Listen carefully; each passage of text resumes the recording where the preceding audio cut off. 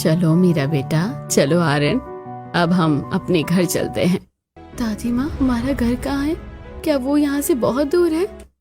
मीरा, हमारा घर दुबई में है, हमें समंदर पार जाना होगा। दुबई? पर साहब, मेरे पास तो वो पासपोर्ट भी नहीं है जो बड़े लोगों के पास होता है। मैं कैसे जाऊंगी? फिक्र मत करो, हमारे पास अपना प्राइवेट जेट है, हम किसी लाइन में लगने की जरूरत नहीं है। जिस लड़की ने कभी अपने गांव की सरहद पार नहीं की थी, आज वो हजारों फीट ऊपर बादलों के बीच उड़ रही थी। आलीशान प्राइवेट जेट के अंदर की ठंडी हवा मीरा के शरीर को छू रही थी, वो शरीर जो कल तक सूरज की लू और थपेड़ों को सहने का आदी था। हे भगवान, क्या मैं सच में बादलों के ऊपर हूँ? ऐसा लग रहा है कि जैसे मैं स्वर्ग में जा रही हूँ। कहीं कोई सपना तो नहीं? अभी आँख खुलेगी और वही चिलचिलाती धूप सामने होगी। एयर होस्टेस आती है और एक चमकते हुए कांच के गिलास में ताजा जूस मीरा के सामने रखती है। मीरा उस गिलास को छूने से भी डर रही है। गिर तो नहीं जाएगा?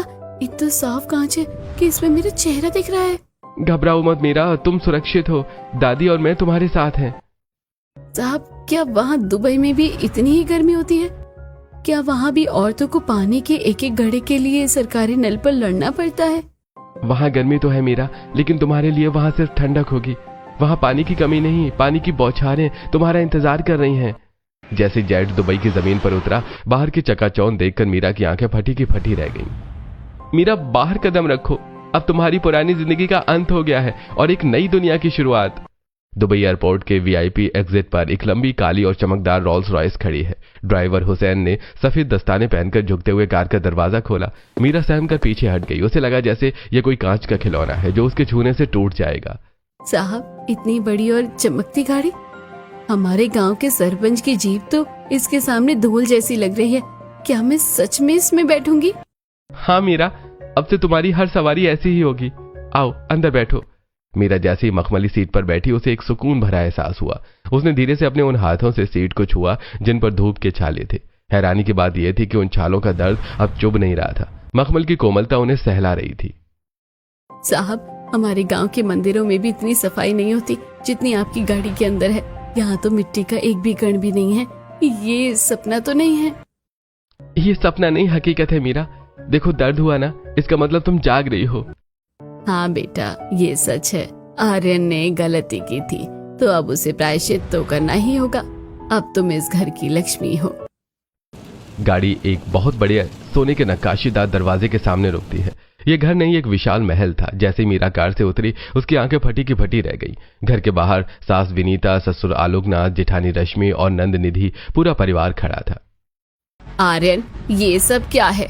तुम लोग तो अगले महीने आने वाले थे अचानक, और ये फटे पुराने कपड़ों वाली लड़की कौन है जिसे तुम अपने साथ लेकर आए हो? ओह माय गॉड, इसके पैरों की हालत देखो और ये बदबू। आर्यन, क्या तुम किसी अनाथालय से इसे उठाकर लाए हो? बस विनीता, रश्मि, अपनी जुबान को लगाम दो। ये इस घर की छोटी बहू है, मीरा, आर्यन की पत्नी। अभी सब लोग अपने अपने कमरे में जाओ, मुझे आराम करना है, बाकी बातें बाद में होगी। दादी का हुक्म चलते ही सब सन्न रह गई। नंद निधि और जेठानी रश्मि पैर पटकते हुए अंदर चली गई। आर्यन मीरा को लेकर उसके कमरे में जाता है। कमरा पूरी तरह अंधेरे में डूबा हुआ है। मीरा दरवाजे पर ही रुक जाती है। आर्यन साहब, यहाँ तो बहुत अंधेरा है। क्या यहाँ दुबई में भी बिजली कट जाती है गांव की तरह? यहाँ भी अंधेरे में ही सोना पड़ेगा क्या? बस 2 सेकंड रुको मीरा। जैसे ही मीरा ने अंधेरा शब्द बोला, घर के वॉइस सेंसर्स एक्टिवेट हो गए। अचानक छत पर लगे विशाल झूमर एक एक करके जलने लगे। दीवारों लगी नीली एलईडी लाइट्स चमक उठी। तभी जादुई तरीके से रेशमी पर्दे अपने आप किनारे हट गए और सामने कांच का विशाल दीवार से बुर्ज खलीफा और दुबई की चकाचौंध दिखने लगी। हे भगवान, ये क्या हुआ? अपने आप लाइटें जल गई, पर्दे भी अपने आप हिल रहे हैं। इसे बिजली कटना नहीं, स्मार्ट होम कहते हैं मीरा। इस घर में सेंसर्स लगे हैं जो तुम्हारी आवाज और हरकत से काम करते हैं। ये सब मशीनें हैं, कोई जादू नहीं है। आर्यन उसे वॉशरूम की तरफ ले जाता है। मीरा जैसे ही अंदर कदम रखती है, उसकी चीख निकल जाती है। साहब, ये सब तो सुनहरे सुनहरे हैं। साहब, क्या इनकी पॉलिश नहीं उतर जाएगी अगर मैं इन्हें पानी से छूऊंगी? अरे ये सब नल शावर सब सोने का है, गोल्ड का। क्या ये असली सोना है? हाँ बिल्कुल असली, 18 कैरेट गोल्ड। अब तुम फ्रेश हो जाओ, मैं बाहर ही हूँ। मीरा बाथरूम का दरवाजा बंद करती है और उसने जैसे ही नल के पास हाथ किया, बिना छुए पानी अपने आप बहने लगा। पानी के साथ साथ पूरे वॉशरूम में मोगरे और गुलाब की खुशबू फैल गई। साहब, ये पानी है या इत्र? हमारे सरकारी नल से तो काई की गंदी बदबू आती थी और यहाँ तो खुशबू बरस रही है। अरे मीरा, ये सोना असली है और यहाँ पानी टैंकर से नहीं, खास फिल्टर से आता है जिसमें खुशबू मिलाई जाती है। अब तुम अच्छे से फ्रेश हो जाओ। वॉशरूम से फ्रेश होकर मीरा जैसे ही कमरे में आई, उनकी नजर विशाल बिस्तर पर पड़ी। वो डरते डरते उस पर बैठी। बिस्तर इतना मुलायम था कि मीरा का आधा शरीर अंदर धंस गया। हे भगवान, ये बिस्तर है या रूही का फाहा? गांव में तो खटिया की रस्सियां पेट में चुभती थी और यहाँ तो ऐसा लग रहा है जैसे मैं बादलों में बैठी हूँ। मीरा जैसे बिस्तर पर सीधी हुई, उसकी नजर सामने वाली दीवार पर पड़ी। कमरे की लाइटें धीमी हो गईं और अचानक सामने वाली पूरी दीवार नीले पानी से भर गई। विशाल मछलियां और छोटी शार्क तैरती हुई मीरा की ओर आने लगी। एक इलेक्ट्रिक मछली कांच के बिल्कुल पास आकर चमकी। बचाओ साहब, जल्दी आओ, समंदर घर के अंदर घुस आया है, ये मछलियां हमें खा जाएंगी, भागो साहब। अरे डरो मत मीरा, शांत हो जाओ। ये समंदर नहीं है, ये एक बड़ा सा एक्वेरियम है। देखो ये कांच लगा हुआ है, मछलियां बाहर नहीं आ सकती। कांच? पर साहब ये तो बिल्कुल असली लग रहा है। और ये मछलियां, ये जल कैसे रही हैं? इसमें रोशनी कहाँ से आई? इन्हें इलेक्ट्रिक फिश कहते हैं मीरा। जब तुम रात को सोओगी तो ये मछलियां अपनी रोशनी से कमरे को रोशन रखेंगी। यहाँ बल्ब की जरूरत नहीं पड़ती। मीरा चलो, अब सब लोग नीचे डाइनिंग टेबल पर इंतजार कर रहे हैं। सबके साथ मिलकर खाना खाते हैं। नहीं साहब, मुझे बहुत अजीब लग रहा है। आपकी जेठानी और ननद जी मुझे देखेंगे तो फिर से ताने मारेंगी। मैं उनके सामने हाथ से खाना खाऊंगी तो वो मेरा मजाक उड़ाएगी। मुझे यही रहने दीजिए। ठीक है मीरा, मैं समझ सकता हूँ, तुम परेशान मत हो। मैं यही तुम्हारे कमरे में खाना मंगवा देता हूँ। मैं वेटर को बोल देता हूँ। आर्यन एक बटन दबाता है, कुछ ही देर में दरवाजा अपने आप खुलता है और एक चमकदार सिल्वर रोबोट पहियों पर चलता हुआ अंदर आता है। उसके हाथ में एक डिजिटल स्क्रीन है और सिर पर नीली लाइटें जल रही हैं। Good evening ma'am. Yes madam, आप आज रात खाने में क्या पसंद करेंगी? इटालियन, चाइनीज या इंडियन? आर्यन साहब, ये कौन है? इसके सर पर नीली आंखें जल रही हैं और ये आदमियों की तरह बोल रहा है। क्या ये कोई भूत वूत है क्या? अरे नहीं, ये भूत नहीं, रोबोट है। ये इस घर का वेटर है। जो तुम बोलोगी ये वही खाना ला कर देगा। मुझे बस सादा खाना चाहिए। 2 रोटी और थोड़ी सब्जी मिल जाए वही बहुत है। ओके मैम, आपके लिए ताज़ा चपाती, फ्राइड पोटैटो और दाल सुल्तानी तैयार की जा रही है। कुछ ही देर में रोबोट सोने की नक्काशीदार थाली लेकर आता है। मीरा उन बर्तनों को देखकर दंग रह जाती है। वो अपनी उंगली से उन नक्काशियों को छूकर देखती है। साहब ये बर्तन, ये तो सोने की तरह चमक रहे हैं। क्या सच में ये सोने के हैं?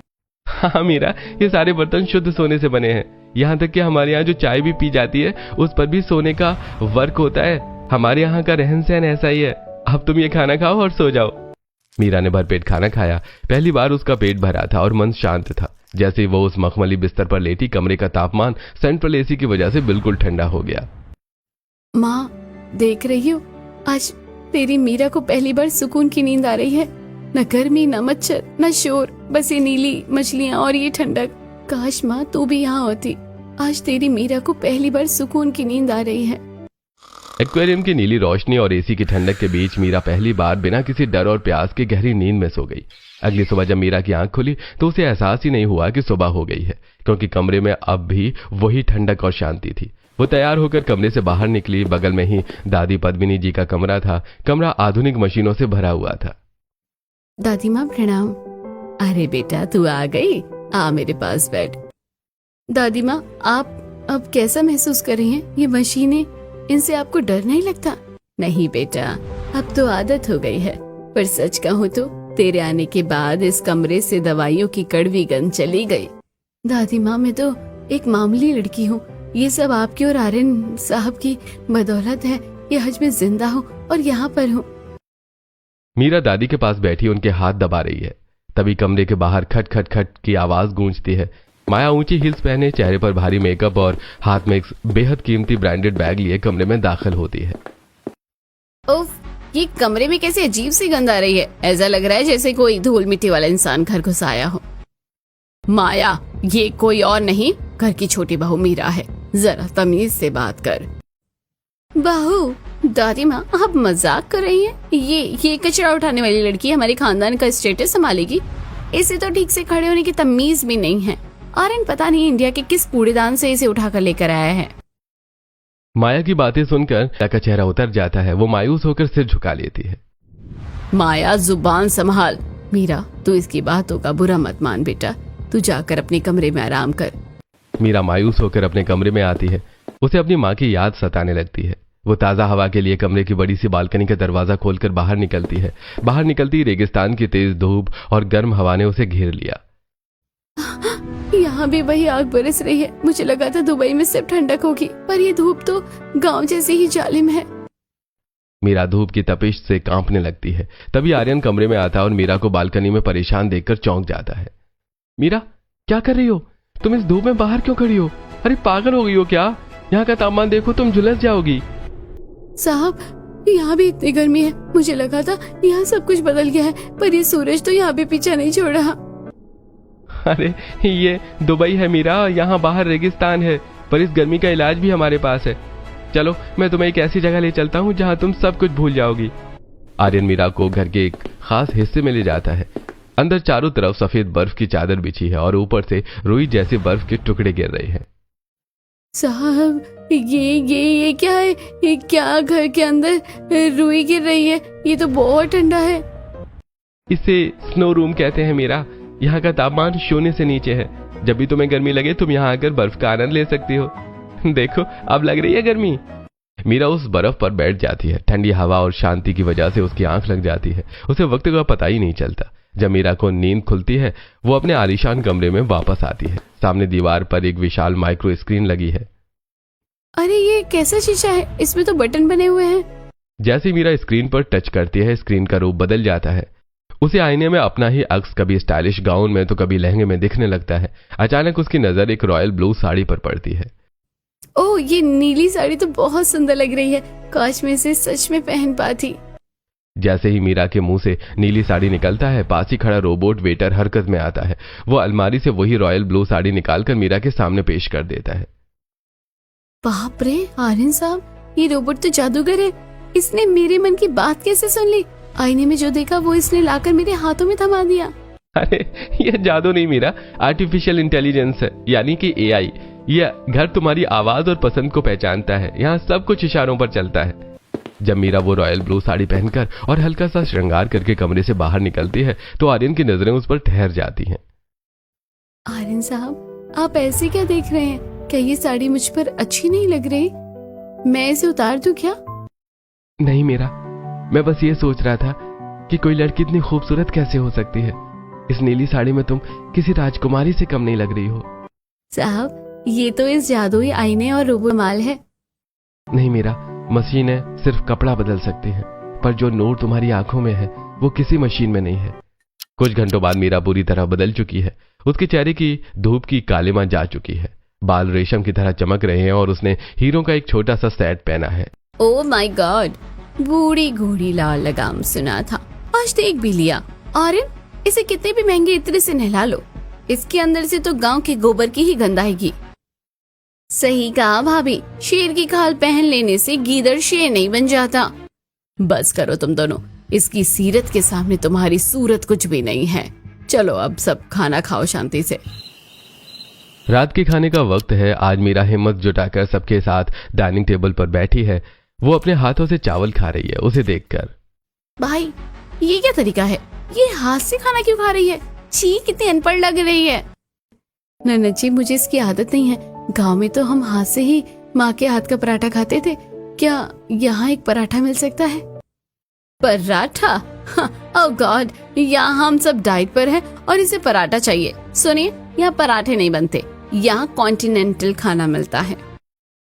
मीरा की आंखों में आंसू आ जाते हैं। मीरा अपने कमरे में आकर सो जाती है। आधी रात को अचानक बिजली का एक झटका जैसा लगता है और कमरे की इलेक्ट्रिक मछलियां अपनी पूरी रोशनी के साथ चमकने लगती हैं, जैसे मीरा पर झपट्टा मारती है। बचाओ बचाओ, आर्यन साहब मछली खा जाएगी, बचाओ।